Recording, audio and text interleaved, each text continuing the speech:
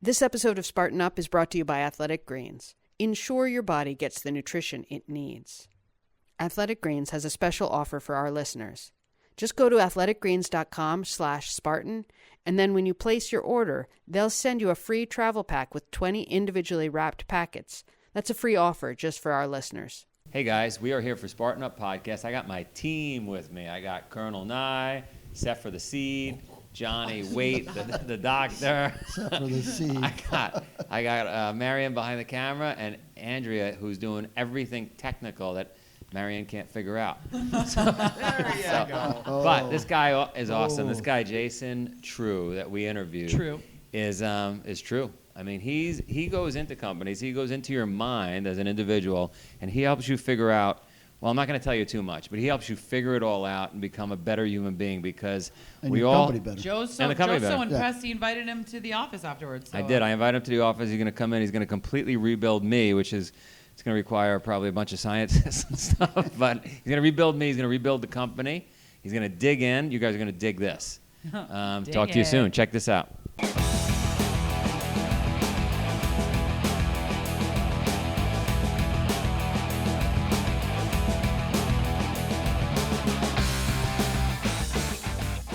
We are here for Spartan Up Podcast. We've got a really unique guest in that he's an executive coach, but not just any executive coach. Jason Troy, what is it that makes what you do unique? Because it sounds like you're diving into the root of the problem that a human might have, like the challenges that we all have. Yeah, so I go in and do what I call mini therapy and really get into people's history, what's gone on in the past, and then link it to what their biggest challenges are right now, because that's what holds them back. It's their level of self-awareness is so low, so they're not clearly seeing what's out there in front of them, and they're making a lot of mistakes in the judgment, and they're also emotionally they can't empathize with other people. They can't really be with them, and so that holds them back from being vulnerable and building trust and just having great relationships. Isn't that a little weird, right? If you're the CEO of a company, you've made it to that level, whether your own company or another company you work for, that you would have any of these issues. I think we would make an assumption from the outside that they must have it together. Yeah, and it's very rare, right? You look at studies on self-awareness, and only 10 to 15% of people have it.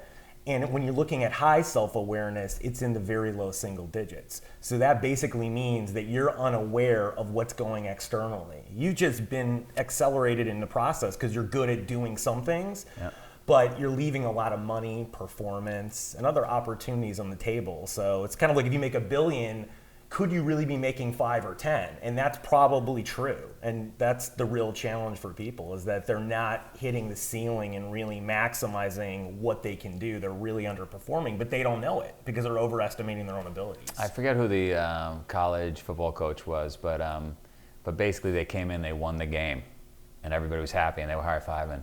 And the coach said, hang on a second. He was pissed off, and he was screaming. He said, that's the external scoreboard. I care about the internal scoreboard. Like, we could have did this, we could have did that, we got to get better at this. And so that's what you're saying, because just because you had $100 million in profit, you could have had $1 billion. Yeah. Right?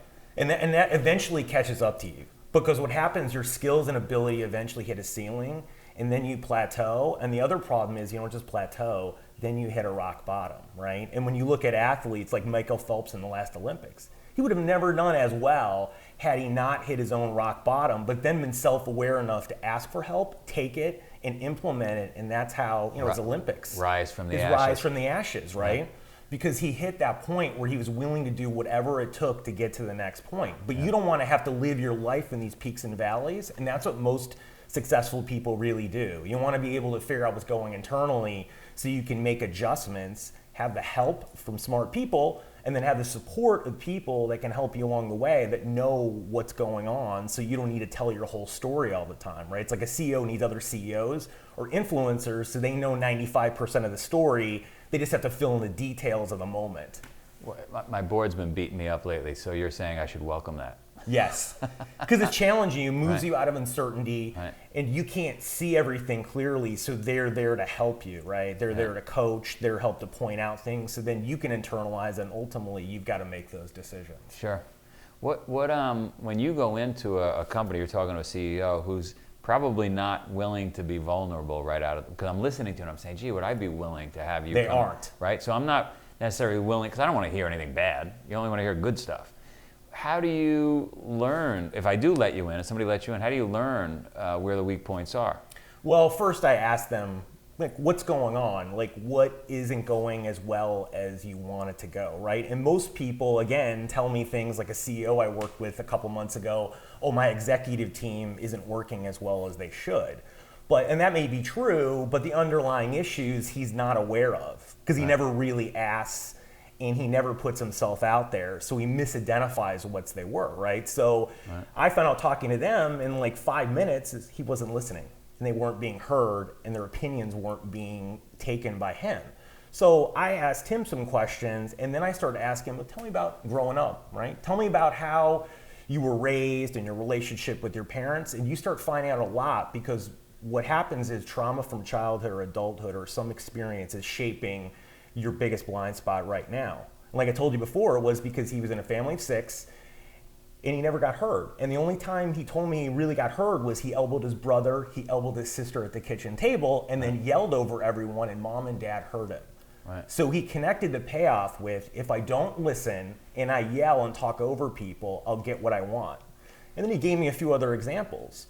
So then when you tell someone that, you confront them with it, they're not broken. I said it's just a pattern, right? It's like pattern recognitions. If you saw that in your business, you'd know that this was a hot spot and you'd put all your energy on it if you could make a lot of money. Well, it's the same way here, right?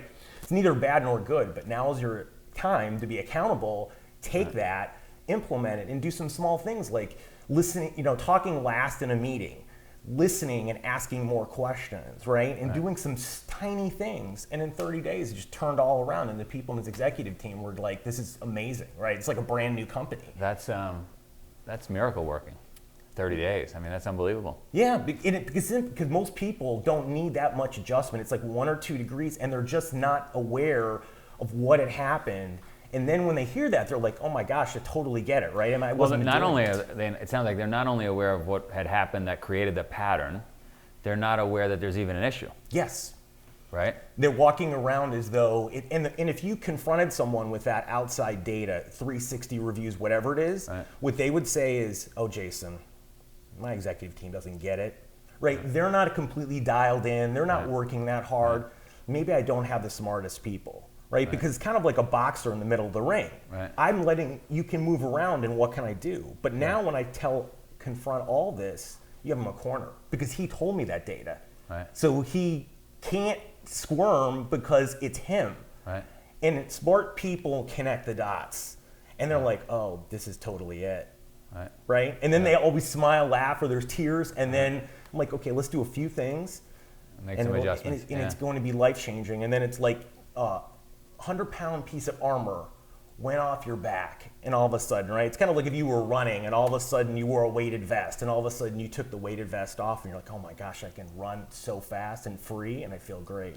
It's like that's what their experience is. And then what happens is they're vulnerable and they're like, man, if I just do this and interact with people and share and open myself up, they do too. There's magic and everyone's more motivated, they're happier, they're performing better. Why the heck haven't I been doing this my whole life? And you don't feel that in most cases you need to go and kind of keep guardrails up to make sure they don't go back into the old pattern? You do. Yeah. I mean, that's why it's kind of ongoing. You need to talk to them about stuff and educate them beyond that point, right? It's just a starting point because habits continue to go unless you continually do them for a while and then they become something that you just notice that's going on. So you've got to figure out other tools. But that's the first one because they need to get evidence early on that things are working and find it. Right. And you're in Boston? Where are you? Dallas. You're in Dallas and you fly all over the world talking to CEOs. And my big challenge is I want to change 100 million lives. So we've changed 5 million to date, let's call it. We've got 95 to go. Those 95 have habits around ice cream and double bacon cheeseburgers and maybe not working out. What dust can we sprinkle from your experience that we can get people to stop? Because what I hear all the time is, what do you mean? It wouldn't even be worth living if I couldn't have ice cream or a glass of wine or this or that. Like, how would you change those habits? Well, I think part of it is asking people how do you feel like when you're eating afterwards? Like what negative emotions are coming up? And then the question after that is saying, okay, well, what self-limiting beliefs then pop up? Is it I'm not good enough? I don't feel like that? Because you've got to get people to start to open up the emotions, then start to talk. And then they'll say things like, I don't feel good enough. I don't feel smart enough. Like, I feel like I'm just very low. So they may be eating for a different reason is what you're saying. They all are, right? Because the people that can change, they do it through brute force, right? It's kind of like I say, I'm going to do this, and then I'm going to go forward. Well, the problem is brute force rarely works, or if it works in one area, it won't work in another. So you've got to trace it back to the first time someone felt like that. And then like the last question I'll be asked, like, if you don't feel enough, when's the first time you remember that you didn't feel enough? And then what happens is you bring back that memory, and you're tracing it to either the earliest trauma or another point, and then you can say to yourself, okay, if you reverse that going back to stack, what if you felt like you were enough? What if you felt you were powerful, right? And then what emotions would you feel? What stories would you start telling about yourself, right? And then you think that's the life you got to start leading, right? This is the problem. It's not the eating, it's connected to the trauma. And you've got to let it go. You've got to accept that it happened. This is a pattern that's going on when you eat all the time, and you've got to break the pattern.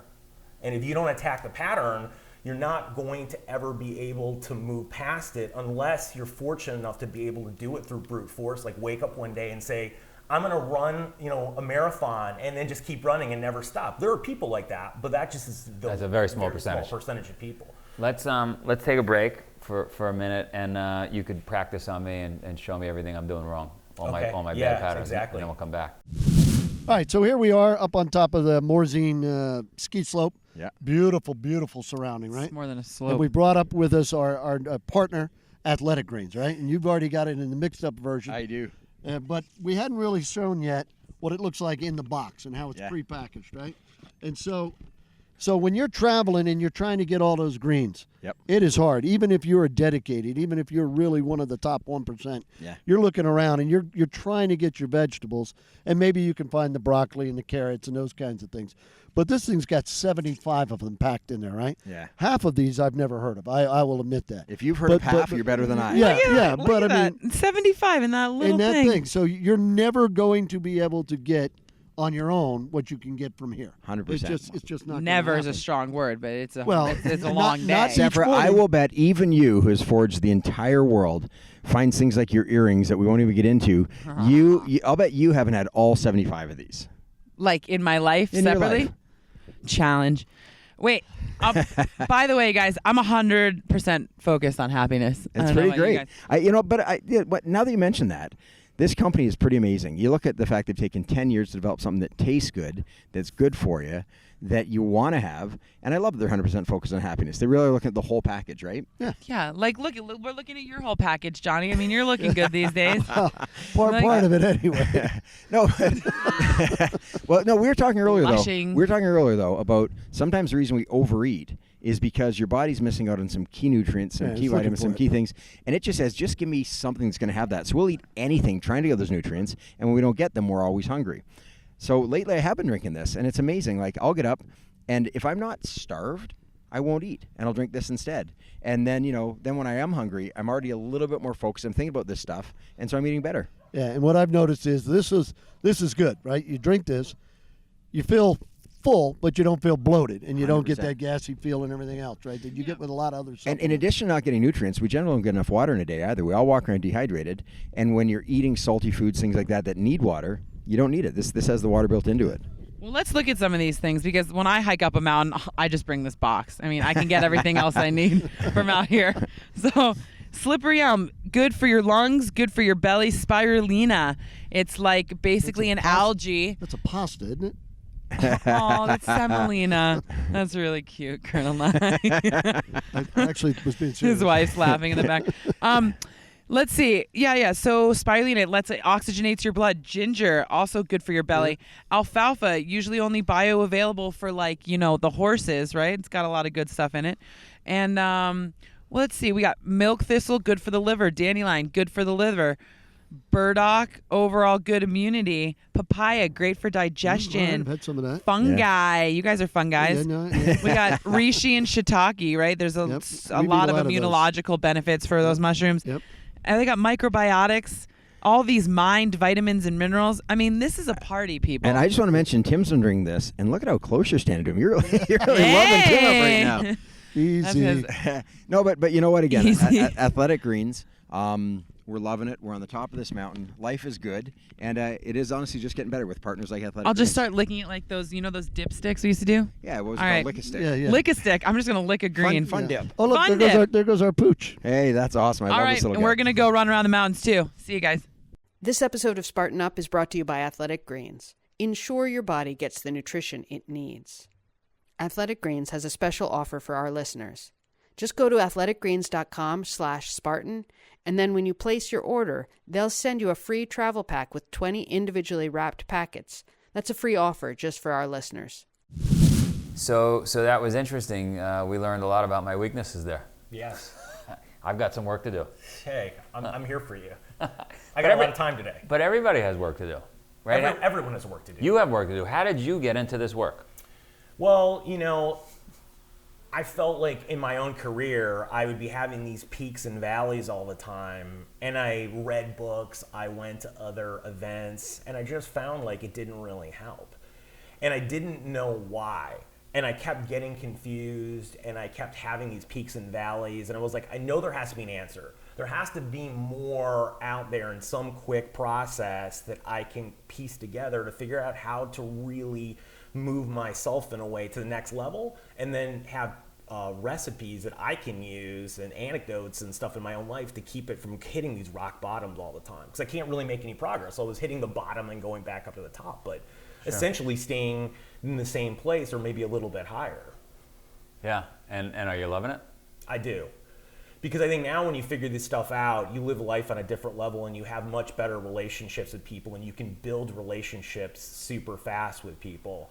And a lot of it's just stories we're making up, right? That we can't do this. Where I was, my team building stuff. I mean, I went the other day and a month later, I went back and two people who disliked each other now are actually good friends. And in 30 days that happened. Wow. And it's all a story to saying we can't do that. It's just how fast can we be vulnerable and share, because the other person opens up and ask other questions, and you can get really deep really fast. We just make it in our head these things have to take years and decades. Sure.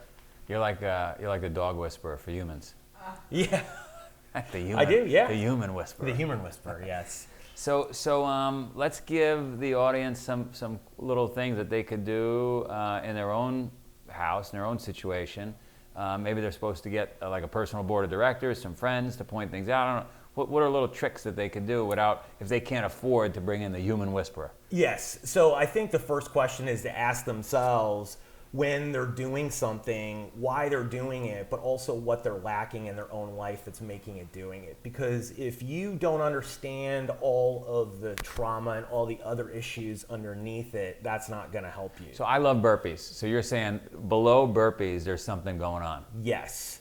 Why am I doing? Why do you want to do it, right? Like there's something motivating you at that level below hand. But I think it's even more higher level. It's like, why do you go and do fitness? Why are you doing all this stuff, right? Yeah. There's a point where something is lacking at some point that led you to this point, right? And I think But I don't know. I mean, I view it as a positive, right? I'm doing it because I feel really good when I'm done exercising. Totally, yes. I don't like not feeling good.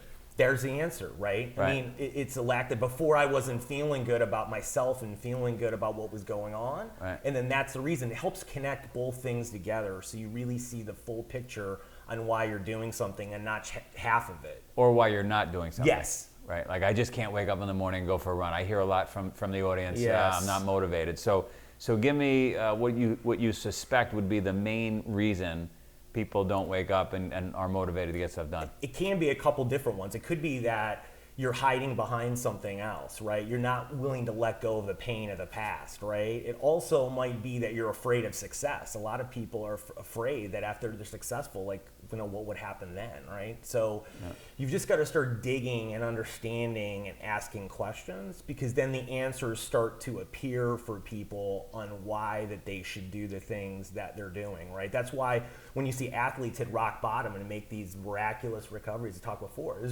they're asking that question, and that's how they get back up. And the ones that don't. They stick on the bottom. right? Yeah. Because they don't dig deep and really be vulnerable and really go into it and talk about childhood traumas and abuse and other things that are going on that are the real reasons behind why they're hiding and they feel shame inside. So you've got to get to that emotional core of things that are going on.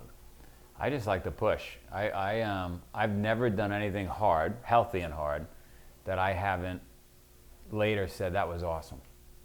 Going out in the rain, bad weather, pushing hundreds of miles, whatever it is, right? And so then I've just convinced myself that when I don't want to do it, because we all face that, like, I don't really feel like going outside. I don't feel like doing it.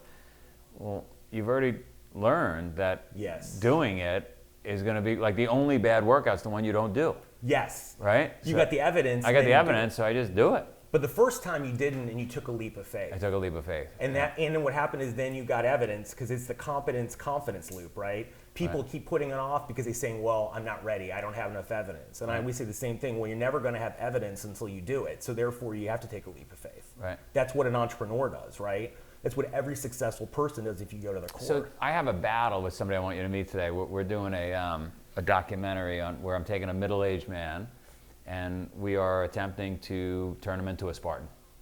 And he was a Spartan before, but he loves ice cream and hanging out and sitting down on couches. And I'm pushing, and he's got all the reasons you're talking about. It's, well, you got to enjoy life, you got to do this, you got to do that. I'm not really sure. You got to aim and really analyze before you do stuff. And I say, screw that, just fire first. Then get ready, then aim. And that's the battle we're having. What are your thoughts?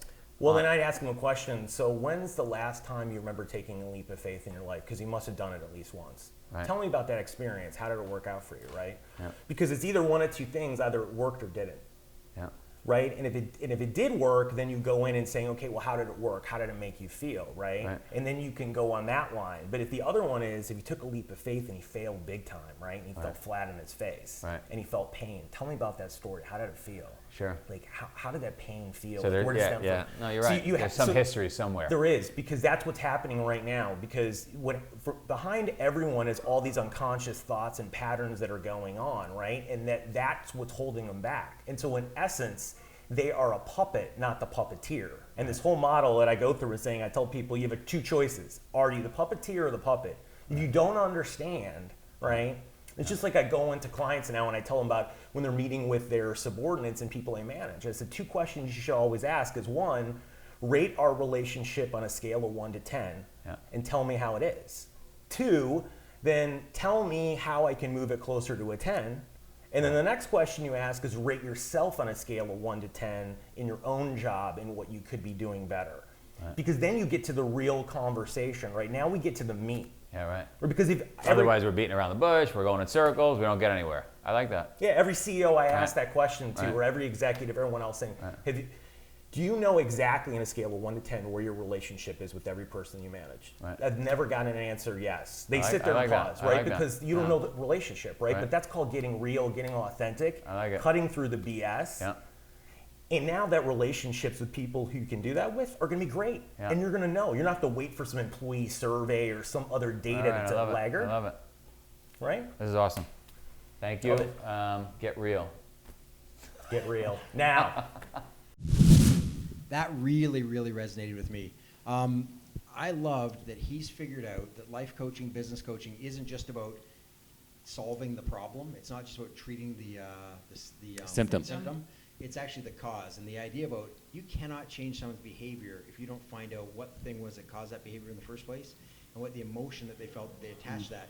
So he really is digging in deep. Like he's, but the cool thing is he kept talking about 30 days, you make that change, 30 days, you make that change. You're like, you can't make that change in 30 days.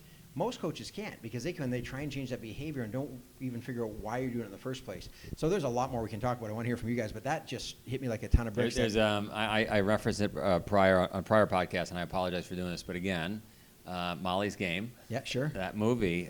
Great movie. She's got an issue. The dad, Kevin Costner, is a psychologist. Yep. And he goes right in and solves the problem. Hey, Molly, you're just looking to control powerful men. Yeah, sure. Because I, as a dad, were overbearing on you. Yeah. Right? And so get right to the root cause, understand it, make that change, stop those patterns. Business epigenetics.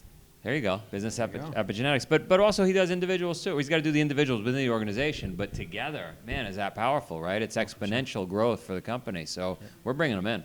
Tim. Yeah, well, and when he comes in, he's not just going to talk to you.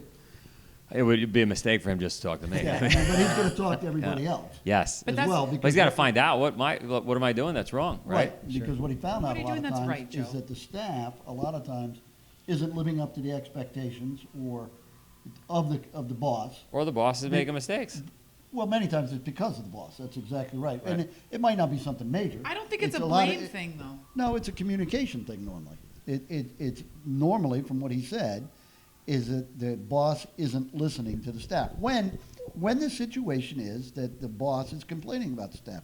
I don't think that's the situation we're talking about. But how do you have time to have airtime? I mean, those simple things he brought up about sitting down with somebody and saying, "Hey, no, where are we on a relationship?" Yeah. That's powerful, right? And then, so on a scale of 1 to 10, how's our relationship? The second question is, what can I do to bring that closer to a 10? That was powerful. That was powerful. And then the last one, instead of the first one is usually, how can you do a better job? Right. How's our relationship? What can I do to improve it? And then the last one is, on a scale of 1 to 10, how's your performance? You're going to get a lot more honest answer about that. That's like productive remediation of soil, right? You do your soil test. It's like Almost you're missing exactly. nitrogen in your corporate culture. You add nitrogen in each of your different plants, each of the different people. They need something a little different. When you can do that test, when you can get that range and that average, then you can figure out what you need so that you can have the productive Spartan forest thrive forever. I love your analogy. I'm serious. That's I've gotten fantastic. to where I actually understand these things. Exactly. You know why? In the early days, we were confused. But We you know had- why? Because now we're I know. learning from Sefra. We're Well, now I becoming know it's coming. Sefraized. I know it's coming, and I'm ready for it. Yeah, no, that's fantastic. They're great questions. The thing I took from it, because as you guys know, for me, the whole concept of life coaching, and he's more of a business coach kind of guy, but maybe just because of my upbringing or my age or my background or something, I'm not as sold as a lot of people, right? But the thing that he said that may have maybe just been the right tweak was, he was talking about, he used the analogy of a boxer in a ring, and that the boxer in a ring doesn't really know sometimes when he's winning or losing, right? And he comes out and you see the MMA fight, and the guy gets his hand raised, and the loser stomps off because he thinks he won. Right. He's in the middle of the fight. You would think he would know it, but he doesn't. But the corner guy should, right? Yeah. And so what he's talking about, let me be your corner man. And as Johnny threw in there, because let me be your corner man, otherwise you're going to need a cut man, which I think is brilliant, right? I think that's a great tagline. Yeah, sure. I'm changing mine. That's going to be my new coaching tagline right there. Yeah, Thanks, right, Tim. it works. Well, the thing that I can say about it, again, it's like I don't even think it's a point where a CEO is not trying to listen to it. But if you think about time management, it's really difficult to ask that to all the people from the janitor to the other people in the C-suite, right? And I'd suggest it's even more difficult to not, because you're right, it takes time, takes effort to do it. But if you don't do it, you're going to spend so much more time and effort trying to solve things you don't know how to solve. No, sure. And that's why I think having those 3 questions, and even if you sent that out as a blank email to everyone in your office, and then you could have, some sort of conversation. I'm thinking of doing it. I think it'd be great, that. right? 3 questions. Send them out. Yeah, it's easy. Rank it 1 to 10. Yeah. I would, just personal thought, Yeah. I wouldn't send it as a blank email, because then they're going to think, they have lots of time to think, what's Joe want me to say? Right. And you're going to get that one back. If you ask them point blank and they have to answer right away, it's very different than them having time to craft Great their point, Joe. response. Or Okay. share thoughts. Yeah. Sure, yeah. By the way, exactly. by the way, yeah. you could do this in your relationship. 100%. Right? Yeah, you yeah. could do this with everybody. You don't have Carl to and I, 1 to just use 10. it in a company. 1 to Yeah, 10, 8. exactly, yeah. Wait, okay. I forgot the other question. Go, All right. 1 to 10, go. Well, with that, all right, so you can find these questions And answers. and answers to all of your life's needs at spartan.com/podcast. Visit us there and YouTube. I don't know that one, Johnny. What is it? Sure, no, YouTube. just go to YouTube, go to iTunes, subscribe, check us out every week, because we have incredible guests, one after another. Sign after another. up, would you? Yeah, tell your friends. Sign up and show up. Toodles. Blessings. This episode of Spartan Up is brought to you by Athletic Greens. Ensure your body gets the nutrition it needs. Athletic Greens has a special offer for our listeners.